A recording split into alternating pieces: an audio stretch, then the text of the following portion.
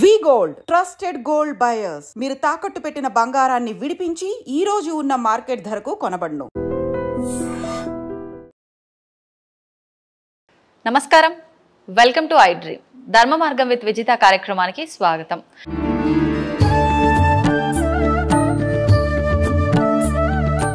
నమస్కారం అండి. నమస్తే అమ్మా.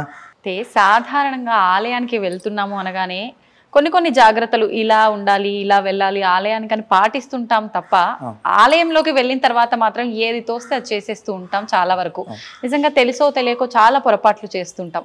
మీరు గత కొన్ని సంవత్సరాలుగా అర్చకత్వం వహిస్తూ ఆలయంలోనే ఉంటున్నారు కాబట్టి ఇలాంటి పొరపాట్లన్నీ మీ కంట్లో ఖచ్చితంగా పడే ఉంటాయి, మీకు అనుభవం ఉండే ఉంటుంది. ఎవరికైనా చెప్పడం జరిగిందా ఇలా చేయకూడదు అని? నిజంగా మీ మనసులో ఇవి చేస్తున్నారే, అరే ఇది తప్పు కదా, చెప్తే బాగుండు అనిపించి చెప్పకూడని విషయాలు, చెప్పక ఉండిపోయిన విషయాలు ఏమన్నా ఉన్నాయి ఆ పొరపాట్లకు సంబంధించి? చాలా ఉన్నాయమ్మా. అంటే చెప్పి చెప్పి విసుగొచ్చినవి ఉన్నాయి. విసుగొచ్చి వదిలేసారా? విసుగొచ్చి వదలలేదు. కానీ నన్ను అంటే ఇప్పుడున్న ఆలయం తీసుకుంటే ఇక్కడ భక్తులు కొంతమంది నన్ను కోపంగా చూస్తూ ఉంటారు. ఎందుకంటే ఈ గురువుగారికి కోపం ఎక్కువ అనుకుంటారు. రీజన్ ఏంటి అంటే నేను ఉన్నదన్నట్టు మా అమ్మాయి చెప్తాను. ఇప్పటికే మన ధర్మం పరిస్థితి ఏంటో తెలియదు. దాన్ని కాపాడుకోవడానికి అర్చక స్వామి అనేవారు స్వామి యొక్క సేవలో ఉంటూ ఇంకా మిగిలినవి ఇటువంటి కార్యక్రమాలు ఒక భక్తుల్ని ఒక నిర్దేశమైన మార్గంలో నడిపించగలగాలి. అది నేను గట్టిగా ఖండించడం చెప్పడమే, ఏమీ లేదమ్మా. ఇప్పుడు ఆలయానికి ఒక అబ్బాయి షార్ట్ వేసుకుని వస్తాడు, అది ఎంత మహాదోషం. అది షార్ట్ వేసుకుని రాకూడదు. ఖచ్చితంగా అటువంటి పూర్ణంగా మనం కట్టుకుంటే పంచో లేదంటే లుంగీలాగో ఓ వస్త్రం కట్టుకున్నా, తప్పకపోతే ప్యాంట్ వేసుకో రావచ్చు. మరీ షార్ట్లు వేసుకుని బాక్సర్లు వేసుకుని రావడం ఏంటమ్మా? నేను చూశాను ఇదే ఆలయంలో. అంటే ఉదాహరణకు చెప్తున్నా, ఆడవారైతే జుట్టు వేరుబోసుకుని వస్తారు. ప్రతి ఒక్క ఆ అమ్మాయికి వాళ్ళందరికీ నేను చెప్తూనే ఉంటాను, ఖచ్చితంగా జుట్టు వెరబోసుకుని రాకూడదు, ముడేసుకునే ఖచ్చితంగా రావాలి. అంతేకాకుండా ఇటువంటి కొంచెం ఇబ్బందికరమైన దుస్తులతో వచ్చిన వాళ్ళు ప్రతి ఒక్కరికి నేను ఖండించే చెప్తాను. నా బాధ ఏం లేదండి. మనం ఇప్పుడు మీరు అన్నట్టు ఆలయంకి ఏ విధంగా వెళ్ళాలో ఆ విధంగా వెళ్ళి మనం అక్కడ స్వామివారి మీద మనసు లగ్నం చేస్తే ముందు కోరికలు తీరడం పక్కన పెట్టండి. మనిషికి కావాల్సిన మనశ్శాంతి లభిస్తుంది. అంతేకాకుండా ఒక కొబ్బరికాయ కొడతారు. ఆ కొబ్బరికాయ కొట్టిన తర్వాత అది పాడయ్యిందా లేదా బాగుందా అనేది కూడా ఒకసారి చూసుకోవాలి కదా. ఇప్పుడున్న పరిస్థితి ఏంటో తెలుసా అండి? కొబ్బరికాయ కొడితే అందులోంచి నీళ్ళు వచ్చిన తర్వాత తీసుకొచ్చి పళ్ళెంలో పెట్టేస్తారు, అయిపోయింది. అక్కడ దీపారాధన చేస్తారు. దీపారాధన చేసిన తర్వాత జిడ్డు చేతులతో తీసుకొచ్చి ఇస్తారు. ఆ కొబ్బరికాయ కొట్టిన తర్వాత దానికి ఇంకా నైవేద్యానికి కూడా ఎవరు, నేను నైవేద్యం కూడా పెట్టలే, దానికి ముందు కుంకుమ బొట్లు పెట్టేస్తారు. అది కుంకుమ బొట్లు ఏ విధంగా పెడతారు? అసలు కొబ్బరికాయకి పెట్టకూడదు. ఇప్పుడు నేను కొబ్బరి పచ్చడి చేసుకోవాలనుకున్నానండి. సరే, నేను స్వామివారి మీద భక్తి కలిగిన వ్యక్తిని కాబట్టి, అంటే నా గురించి ఉదాహరణ చెప్పుకోవాలి కాబట్టి చెప్తున్నాను. కానీ నేను ఇలా అని అనట్లేదు. ఆయనకి ఒకసారి నైవేద్యం పెట్టేసి నేను కొబ్బరి పచ్చడి చేసుకుని తింటాను, దోషం లేదు అందులో. కానీ ఆయనకి నేను కుంకుమ బొట్లు పెడితే అది తింటానండి, కుంకుమ అన్న ముక్క. అలా కాదు. అది పూర్వం ఏంటంటే ఆ కుంకుమ ఇంటికి తీసుకెళ్ళాలి అనే ఉద్దేశంతోనూ కొంచెం దాని మీద పెట్టుకుని బొట్టు పెట్టుకుని అందరికీ గుడికి రాని వాళ్ళకి తీసుకువెళ్ళేవారు. ఇప్పుడు అలా కాకుండా పక్కన ఫోన్లు కవర్లు కాగితాలు ఉన్నాయి కదా, దాన్ని ఎందుకు పాడు చేయడం? పోనీ వెళ్ళేటప్పుడు తీసుకెళ్ళచ్చు కదా, ముందే బొట్టులు పెట్టి స్వామికి ఎలా ఇస్తారు? ఎన్ని అంటే జరుగుతున్నాం చాలా. నేను మీరు అన్నట్టు అర్చక స్వామిగా ఉన్నాను కాబట్టి ప్రతి నిత్యం నేను చూస్తూనే ఉన్నాను. ఓకే, యాపిల్ పండించారు స్వామికి, ఆ కాశ్మీర ఫలం అంటారు దాన్ని, ఆ ఫలాన్ని తీసుకొచ్చి ఇచ్చారు. దాని మీద స్టిక్కర్ కూడా తీయరు. స్టిక్కర్ కూడా తీయకుండా ఫలాన్ని తీసుకొచ్చి స్వామివారికి ఇచ్చేస్తే, అదే నువ్వు తీసుకున్నప్పుడు ఏం చేస్తావు?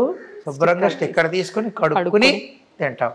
అయితే ఇప్పుడు భగవంతుడికి సమర్పించే పండ్లన్నీ మనం కడిగి పెట్టాలా అండి? ఖచ్చితంగానమ్మా. ఆ ఫలాన్ని బట్టి ఉంటుంది.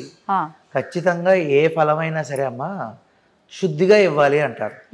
కొన్ని ఇప్పుడు ఫర్ ఎగ్జాంపుల్ పంపర పనస పండు ఉంది, స్వామివారికి నైవేద్యంకి ఇస్తాం, లేదా పనస పండు నైవేద్యంకి ఇచ్చారు అనుకోండి, నాకు ఇచ్చిన వాళ్ళు ఉన్నారు, కడిగి పెట్టవలసిన అవసరం ఉండదు. దాన్ని శుభ్రంగా నీళ్లు జల్లి శుద్ధి చేసి స్వామివారికి పెట్టచ్చు. ఒకవేళ భక్తులు కడిగిచ్చినా మళ్ళీ మేము అర్చక స్వామిలో నీళ్లు జల్లుతాం. కానీ నేను అనేది ఏంటంటే ఇచ్చే పండు ఎలా ఉందో చూసుకోండి అంట, అంతకు మించి ఇంకేం కాదు. అరటిపండు ఒకవేళ మనం స్వామివారికి ఇస్తే కనుక నైవేద్యంకి బయట రెడీగా ఉంటాయి, రూపాయికి ఒక పండు చెప్పున అవి కొంటాం. అదే నేను తినాలనుకుంటే నేను చక్కెరకేళి అరటిపండు కొనుక్కుని తింటాను. అది ఎంతవరకు సమంజసం? అంతేనా కాదండి? అంటే ఆలయంకి వచ్చి మనం తెలిసి తెలియక ఎన్ని తప్పులు చేస్తున్నాం. నేను బాగా బాధపడిన విషయం, చెప్పి చెప్పి చెప్పి విసుగొచ్చిన విషయం ఏంటంటే పుష్పాలు ఇస్తారు స్వామికి, పువ్వులు. ముందు అక్కడికి వెళ్ళి గరుడాల వారి దగ్గర దీపారాధన చేసేసుకుని పసుపు కుంకుమ బొట్లు పెట్టేసి ఆ పువ్వులు పాడి చేసేస్తారండి. మొదట మొత్తం నూనె జిడ్డు చేసేస్తారు పువ్వులన్నీ, దాన్ని తీసుకొచ్చి స్వామికి ఇస్తారు. నేను ఇలా పట్టుకోగానే నాకు జిడ్డు అంటుకున్న విషయం పక్కన పెట్టండి, ఆ జిడ్డు కలిగిన పువ్వే నేనే మీకు ఇస్తాను. మీరు జిడ్డుగా ఉందని ఏం చేస్తారు, పక్కన పడేస్తారు తప్ప తీసుకుని మీరు తలలో పెట్టుకుంటారా? అంటే మనకైతే ఒకటి, స్వామికైతే ఒకటా? ఎన్ని పువ్వులు ఇస్తారండి మళ్ళీ. ఆ పువ్వులన్నీ ఒకదానికి రెక్క ఉండదు, ఒకదానికి కాడు ఉండదు, ఒకటి పసుపు కుంకుమ, ఆ తర్వాత జిడ్డుతో ఉంటుంది. నా బాధ ఏంటంటే నేను మొత్తుకుని చెప్పేది, పెద్దలు చెప్పిన విషయం ఏంటంటేనండి, పాడైపోయిన పుష్పాలు, అసలు సమంగా లేని పుష్పాలు ఇస్తే స్వామి పూజకి 2 దోషాలు జరుగుతాయి. ఒకటి అర్చకుడికి చిన్న దోష ఫలితం వస్తుంది పూజ చేస్తే. రెండోది అవతల ఇచ్చిన వారికి ఉన్నదన్నట్టు చెప్తున్నాను, కాళ్ళు లేకుండా ఉన్న పిల్లలు, అంటే అంగవైకల్యాలతో ఉన్న పిల్లలు, ఏదో ఒక ఇబ్బందితో ఉన్న పిల్లలు, ఇలాంటివి. అందుకనే స్వామికి ఇచ్చినప్పుడు తస్మాత్ జాగ్రత్త అంటారు పెద్దలు. మిమ్మల్ని ఏం అడగలేదు ఆయన, మీరు గుడికి వచ్చారు, సంతోషం, చూశాడు ఆయన. మీరు ఆయన చూడడం కాదు, ఆయన మనల్ని చూస్తాడు, సంతోషం. ఒక్క పువ్వండి, నా దగ్గర భక్తులు ఉన్నారు ఇక్కడ, స్వామివారి భక్తులు, ఒక పువ్వే మళ్ళీ అది కవర్లో పెడితే రెక్క ఎక్కడ పాడవుతుందా అని జాగ్రత్తగా తెచ్చిస్తారు. ఒకళ్ళు ఉన్నారు, ఒకే మారేడు దళం ఇంతే ఉంటుంది, స్వామికి బిల్వదళార్చన ప్రియాయ నమః అనే నామం. మరి తీసుకొచ్చి ఒకే మారేడు దళం చిన్నది, అది చూస్తేనండి ముద్దొచ్చేస్తుంది మనకే, అంత అందంగా ఉంటుంది, తీసుకొచ్చి స్వామివారికి పెట్టండి అంటారు. చాలా నాకు ఎంత నేను ఆయన సంగతి సరే, నేను సంతోషపడిపోతాను, ఎందుకంటే ఎంత భక్తిగా ఇచ్చింది జాగ్రత్తగా అపురూపంగా తీసుకొచ్చారు అని చెప్పేసి అనుకుంటాం. పారిజాత పుష్పాలు ఉంటాయి, ఒకళ్ళిద్దరు ఉన్నారు అంటే అది ఉంటే ఇది ఉంటుంది అన్నట్టు. పారిజాత పుష్పాలు ఎంత సున్నితం, అది కింద పడింది తీస్తేనే పాడైపోతాయి. అటువంటి పారిజాత పుష్పం ఒక్క రేఖ మీద డాగు లేకుండా తెచ్చి ఇచ్చిన వాళ్ళు ఎంతమంది ఉన్నారు. అంటే మీకు కావాల్సిన శ్రద్ధ. నేను ఇంతకు ముందు చెప్పింది ఒక కోవ, ఇప్పుడు చెప్పేది ఒక కోవ, అంతే కదండి. మీరందరికీ కావాల్సింది శ్రద్ధ. అప్పుడు ఒక పువ్వు, ఒక పుష్పమో తోయమో ఇవ్వండి అన్నట్టు, ఫలమో అన్నట్టు ఒకటే తీసుకొచ్చి ఇస్తే చాలండి, ఖచ్చితంగా స్వామి అదే స్వీకరిస్తారు. కానీ ఆలయంలో ప్రతి చోట జరిగే తప్పులు ఇవే.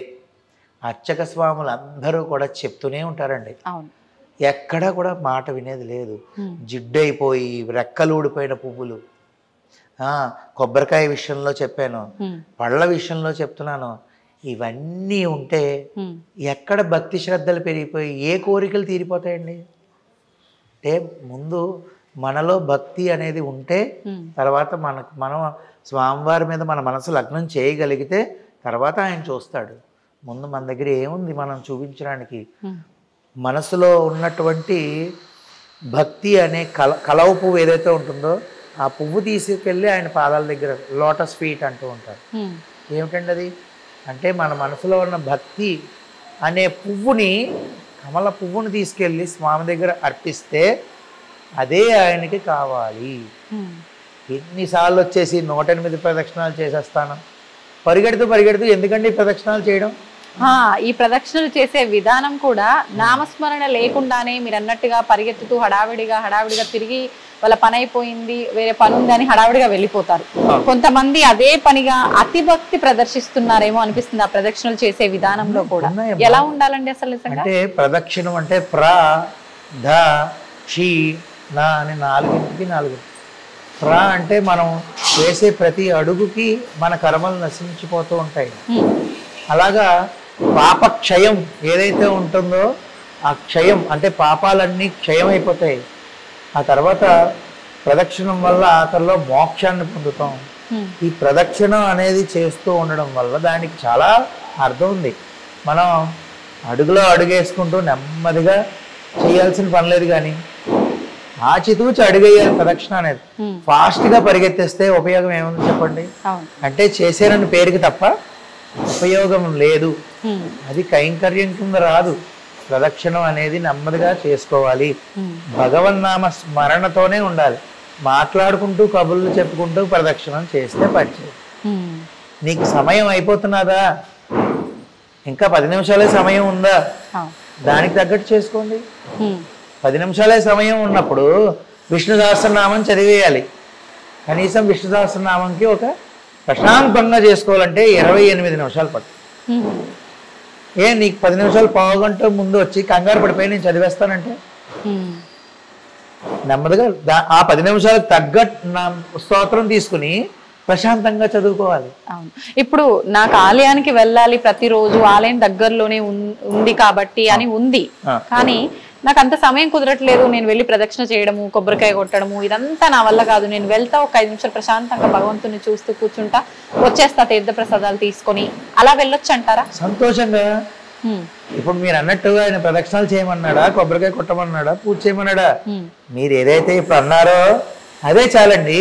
చాలా మంచి ప్రశ్న వేశారు. మీరు ఏమి చేయక్కర్లేదు, వెళ్ళండి, కాసేపు స్వామివారిని చూడండి, ఆయన ముఖారవిందాన్ని చూడండి. శివాలయమా అభిషేకం జరుగుతూ ఉంటుంది, చూడండి, ఒక పక్కన కూర్చుని ఎవరికి అడ్డు లేకుండా తీర్థం తీసుకోండి, స్వామివారి పాదుకలు తీసుకోండి. ఆ తీర్థము మనకి మంచి బుద్ధిని ఇచ్చేస్తుంది.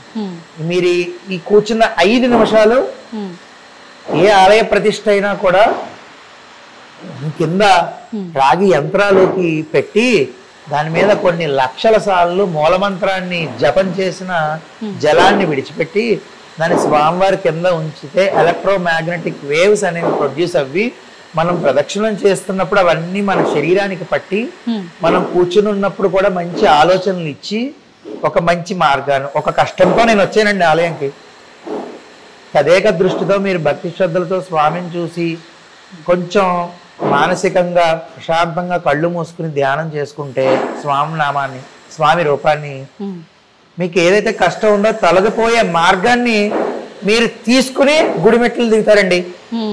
ఖచ్చితంగా నేను చెప్తాను. అంటే అంత శక్తి ఏ ఆలయంలోనైనా ఉంటుంది. ఇందులోనూ కూడా మళ్ళీ చాలా రకరకాల ప్రతిష్టలు ఉంటాయి. అంటే మీకు స్వయంభూ ఉంటుంది, అంటే స్వామివారు అంతటా స్వామివారు వెలసి. ఉదాహరణకి తిరుమల తిరుపతి క్షేత్రం, శ్రీశైలం. తర్వాత దేవతా ప్రతిష్ట ఉంటుంది, అంటే దేవతలే ప్రతిష్ఠించిన. చూడండి చాలా ఆలయాల్లో ఇగోండి, ఇక్కడ భీముడు శ్రీశైలంలో చూశారనుకోండి, పంచపాండవులు ప్రతిష్ఠించారు అని చెప్పుకుంటుంది. అలాగా దేవతా ప్రతిష్ఠించిన మూర్తులు ఉంటాయి. తర్వాత ఋషి ప్రతిష్ట, అంటే ఋషులు ప్రతిష్ఠించిన మూర్తి.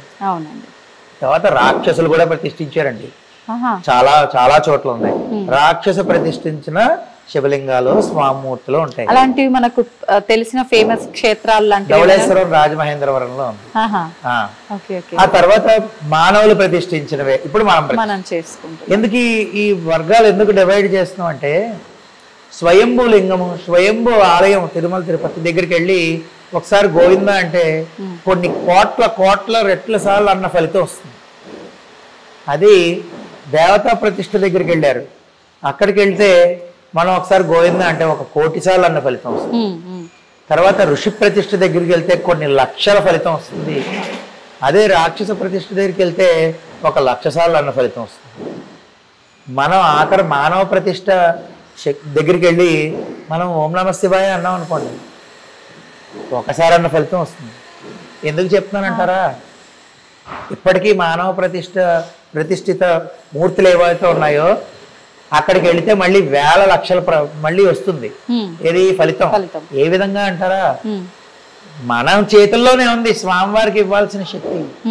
మనం ఈ నియమ నిబంధనలన్నీ పాటిస్తే, ఎంత క్రమశిక్షణగా క్రమబద్ధంగా ఉండి స్వామివారికి సేవలు నిత్యం చేసుకుంటూ వచ్చిన భక్తులందరూ సంతోషంగా ఈ విధంగా ఉంటే ఆయనలో శక్తిని మనం ప్రతి ఒక్కళ్ళు మనం వచ్చి చేసే స్తోత్రాల యొక్క శక్తి అంతా ఆయనకి వస్తుంది. అప్పుడు నేను గోవింద అని ఈ గుళ్ళో ఒకసారి అన్నప్పుడు, ఫస్ట్ లో ప్రతిష్ఠ అయినప్పుడు ఒకసారి ఫలితం వస్తే కొన్ని సంవత్సరాలు వచ్చే కొద్దీ కొన్ని వేల సార్లు శక్తి వస్తుంది. మన మానవ ప్రతిష్ఠ మూర్తులు ఏవైతే ఉన్నాయో మనకి మనం స్వామిని శక్తి పెంపొందింప చేయగలగాలి. అవన్నీ చెయ్యాలంటే ఖచ్చితంగా ఇలాగా కొన్ని నియమ నిబంధనలు చేస్తూ తప్పులు వహించకుండా ఉండాలి. నిజంగా అర్థం అవుతోంది మీరు చెప్తుంటేనే. చూస్తుంటారు పురోహితులు ఆలయాలకి వెళ్ళినప్పుడు కానీ కొంతమంది చూసి చూడనట్టుగా ఉంటారు, కొంతమంది చెబితే వినేవాళ్ళు చాలా తక్కువ ఉంటారు. ఏంటి ఎప్పుడు ఇలా కోపగించుకుంటారు, ఏం పని పాట లేదా, ఆయన పని ఆయన చూసుకోకుండా అనుకునే వాళ్ళే ఎక్కువగా ఉంటారు. కానీ ఈ వీడియో రూపంలో అందరికి ఒక మంచి మెసేజ్ వెళ్తుందని ఆశిస్తున్నాను. నేను ఎప్పుడు నా ఛానల్లో చెప్తాను, 10 మంది మారినా చాలా మన అంతే అంతే. మీరు అంత దూరం నుంచి వచ్చినందుకు కానీ నేను చెప్పినందుకు 10 మంది అంతే. ధన్యవాదాలండి. జై శ్రీమన్నారాయణమ్మ, చాలా సంతోషం.